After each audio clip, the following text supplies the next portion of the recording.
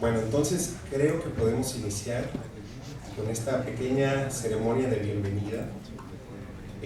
Primero me voy a presentar, mi nombre es Antonio González Rodríguez, soy el host de esta conferencia y me voy a permitir leer unas palabras, ¿no? Para todos los participantes. Entonces, buenas tardes a todas y a todos. Para mí es un honor y un privilegio darles la bienvenida a esta 11ª conferencia de la International Oak Society. Me llena de emoción ver esta sala repleta de tantos colegas, amigos y antiguos maestros, así como de 140 participantes que en total viajaron de 20 países para darse cita en este lugar, lo cual nos habla, por supuesto, de la importancia mundial del género Quercus, pero también del alcance de la International Oak Society. Creo que no se pudo haber elegido un sitio mejor para realizar esta conferencia.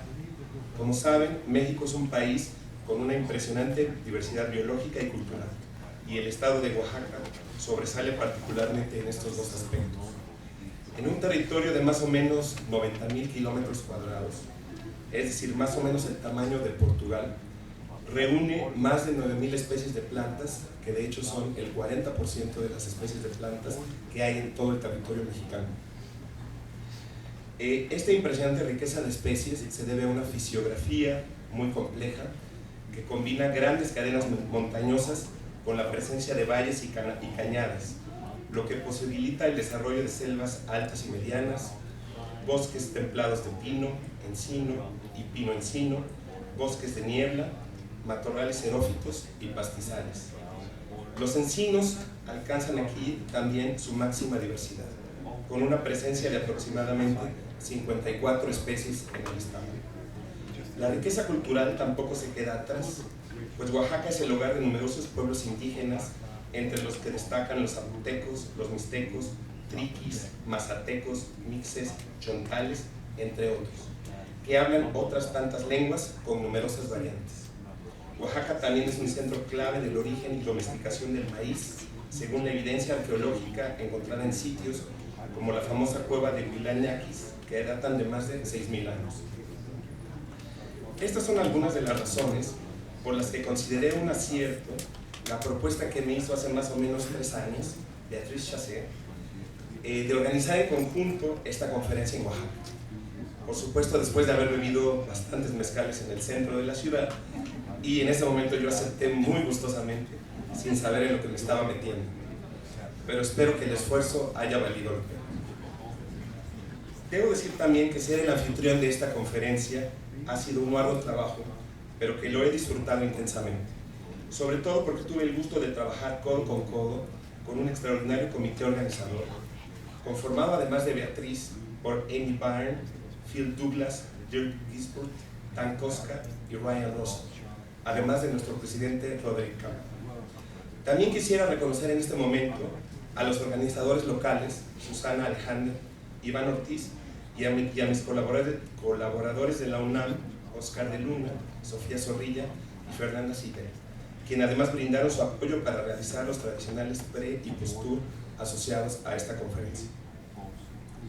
Durante este proceso de organización, me di cuenta con gran alegría de la generosidad de la International Oak Society, pues se hizo un esfuerzo grande para que esta fuera una reunión incluyente, por primera vez bilingüe y con traducción simultánea.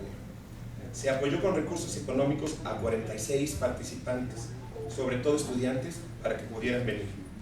También destaca que se haya realizado esta mañana la primera reunión de guardianes de Global Conservation Consortium Oak, México y América Central, titulada Colaboración, Avances y Desafíos para la Conservación de los Encinos en Mesoamérica, bajo el auspicio de la International Oak Society. En los próximos días tendremos un conjunto de presentaciones orales y de carteles sobre una gran variedad de temas, incluyendo los avances más recientes en la investigación sobre la evolución, genómica, taxonomía, conservación, fisiología, interacciones ecológicas y valor cultural de los encinos como una fuente de creación artística. Todas seguramente resultarán una inspiración para continuar con nuestro propio trabajo, para ampliar nuestros conocimientos y para buscar oportunidades de nuevas colaboraciones. Creo que en el contexto contemporáneo, una sociedad como la International Oak Society puede jugar un papel muy importante. Múltiples amenazas se ciernen sobre los encinos y los bosques que forman. Por ejemplo, la deforestación y el cambio de uso de suelo debido al avance de la ganadería, la agricultura industrial y los desarrollos urbanos. La tala ilegal, muchas veces impulsada por los mercados de maderas duras, el cambio climático que está alterando los patrones de lluvia, temperatura y afectando la regeneración natural de los bosques. Sin embargo, quizás lo más grave, el desconocimiento y la falta de valoración de la diversidad, funciones ecológicas y estado de conservación de los encinos. A menudo ni siquiera sabemos con precisión qué especies existen en cada región, cuáles están en peligro o qué papel juegan en sus ecosistemas. Creo que la International Oak Society y los participantes en esta reunión podemos contribuir a cambiar esto. Porque en cada encino, en cada bosque, hay una historia que vale la pena contar y un futuro que podemos construir. Muchas gracias y bienvenidos.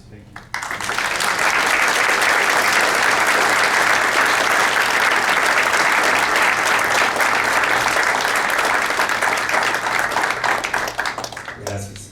Y bueno, ahora quisiera invitar a la doctora Maricela Rodríguez Acosta, quien es la coordinadora de la Global Conservation Consortium Oak para México y Centroamérica, a que también dirija unas palabras a la audiencia. Maricela, bienvenida.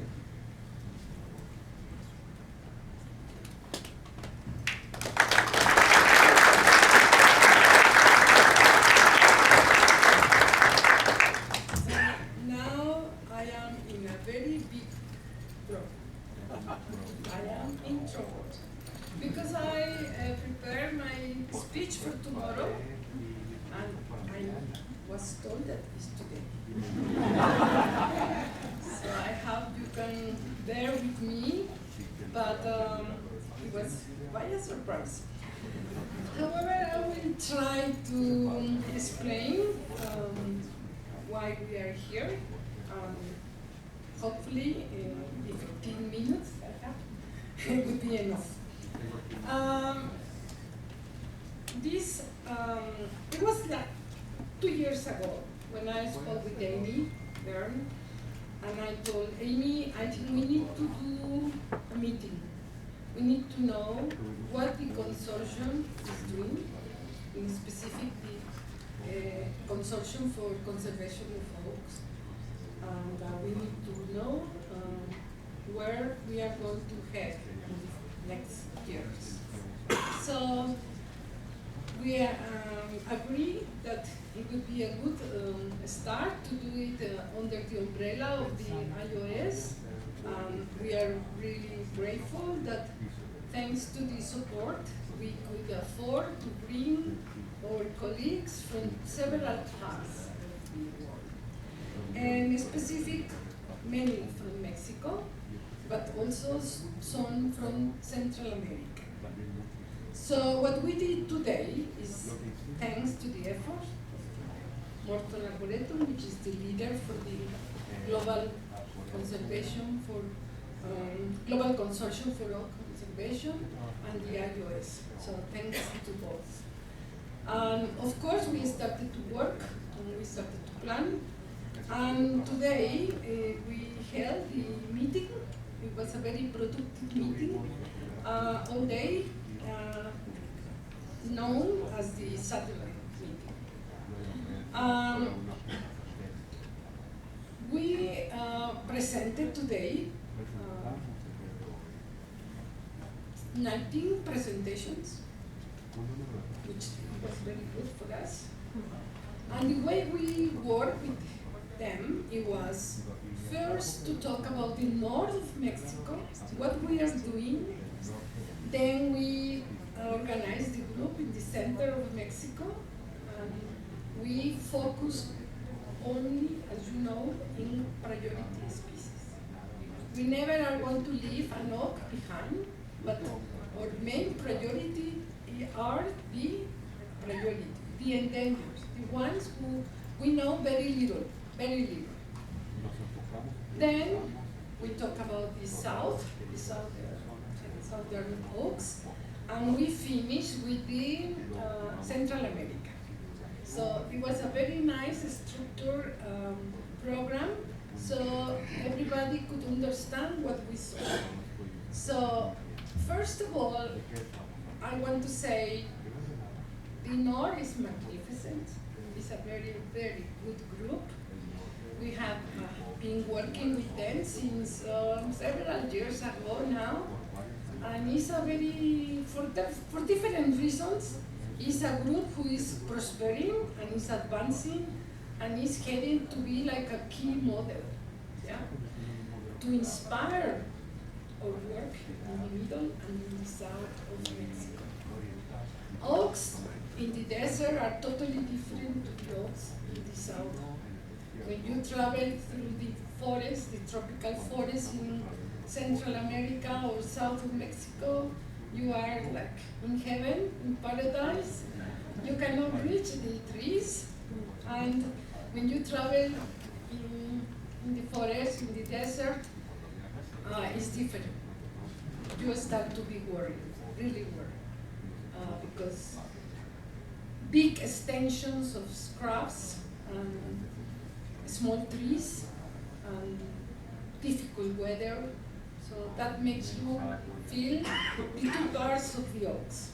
So the idea of the consortium was to know what are we doing, what is the way we need to collaborate in order to go ahead. We cannot stop now, so we need to work hard. So after we knew the activities our colleagues are doing, I think I am very rewarding because I saw several priority species like Rugramenta, McDougally, Lirtifolia, which is under my supervision. We saw several from the north, Ajoensis, Brandegi, several species that 5 years ago we didn't know very much about them and we didn't have in cultivation. As you must know, oaks cultivation in Mexico and Central America is like, wow, something that we never thought. And I think the reason why we never think is because we have too much, too many. Some people, local people tell us, oh, I never have seen this tree. It's because we have it. We have in abundance. But not always is going to be that because we have been through the 2 years, the previous 2 years, parts of the forest disappearing because they are destroyed. The forest, the mountain is destroyed to get soil, bank materials. So it's very easy to lose a big surface of oak. So the idea was to know what is the collaboration, which species are protected, which one we need to protect more, and which strategies we need to carry on. So the second part of the program today was to know about technical problems, conceptions that we don't know, or we didn't know before. For example, what a meta collection is, what checklists do we need when we want to do a meta collection. Everybody, we talk about that, but we don't know exactly the steps and the features for every collection. So we focus on that because now we have a center, a botanical center in Puebla where the most a big number of oaks are cultivated, but it was just like beginners. I'm lucky because we have, Alan is going to disagree here, but we have about 80 oaks cultivated, and he always says less, 65. Because he counts when they are planted, and I count when they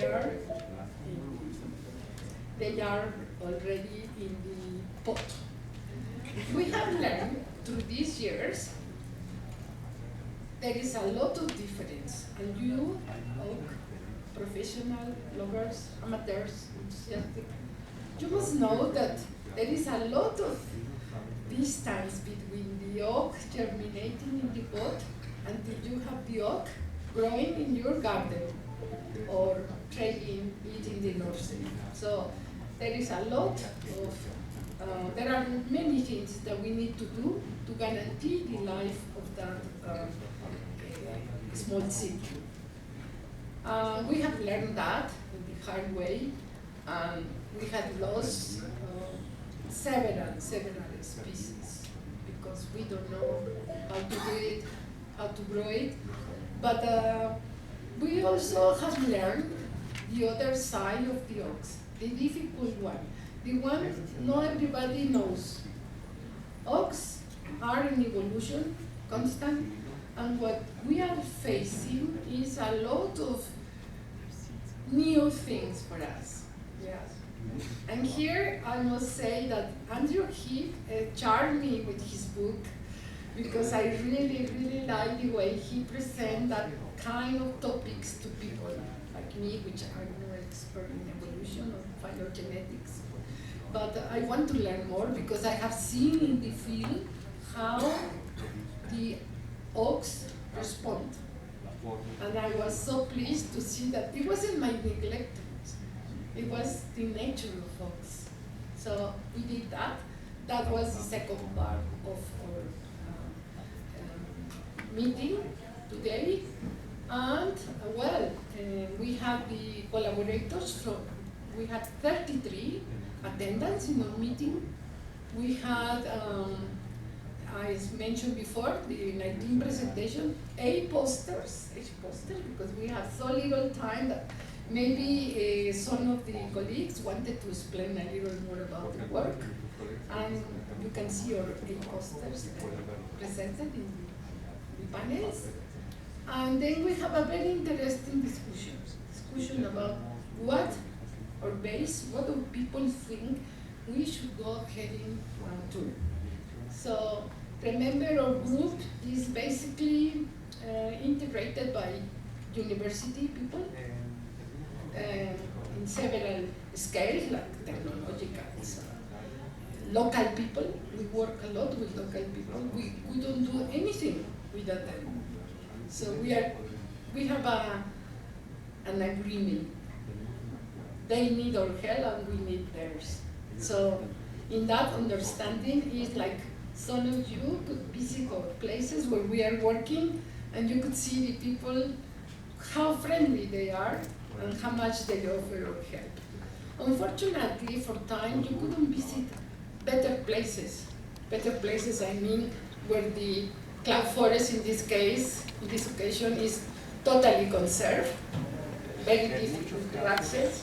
So maybe another time it could be easier to go to that places. So at the end, we had the discussion and our groups, different groups, organized for regions, will decide the way they want to work in the future, what they want to do. So that's what we did today. That's what we are happy because we had the representation. We gave also the opportunity to them to know all the activities and the resources we have created through the consortium. And that resources basically are educative, because we think, I'm totally convinced that the key for the oak conservation is the training, education, and the skills that local people must learn. And in that, we are very committed to do it. And we are lucky because we have the support from our leaders, the Morton Arboretum, who is the leader of the Oak Conservation Consortium. And in this case, we give thank you to the iOS and all the members for the support this year, for 33 attendants to our meeting who comes from different parts of Latin America. And I think that is everything I could tell by now.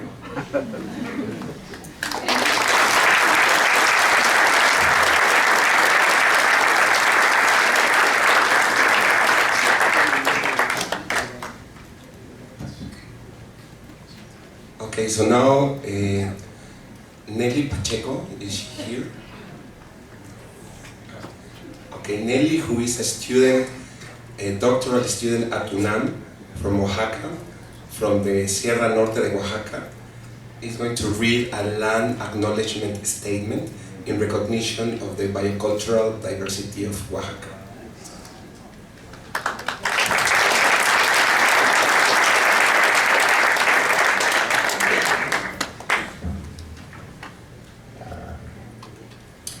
Hello everyone. Tariushri Chamiwa. Bienvenidos amigos todos. Queremos expresar nuestro reconocimiento a los pueblos originarios de Oaxaca.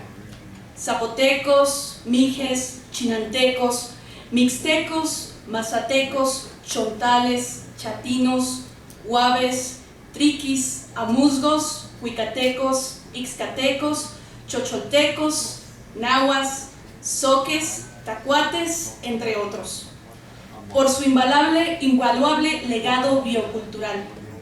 Estas comunidades, a través de su presencia y del conocimiento transmitido por incontables generaciones, han contribuido a moldear, proteger y enriquecer los paisajes que hoy admiramos, incluidos los bosques y los encinares que hoy nos reúnen. Los integrantes de la International Oak Society, y en particular los participantes en esta reunión, queremos expresar nuestro más profundo respeto y reconocimiento hacia estos pueblos, no solo por su herencia histórica, sino también por su inspirador compromiso con la conservación de la diversidad biológica y cultural en sus territorios. Reafirmamos nuestra voluntad de colaborar estrechamente, construir relaciones respetuosas y contribuir juntos a la preservación y uso sustentable de los encinos y demás plantas que forman parte de este patrimonio compartido. Gracias. Skisharilu.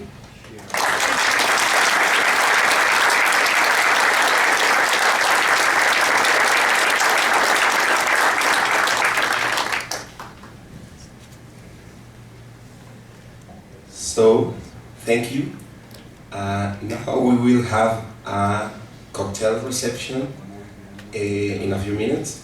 It's going to be in the garden. I know that it's raining, or it was raining, but there's like a tent, a marquee with tables. So you're invited to go over there, take a seat, and drinks and food will start coming soon. So, see you over there.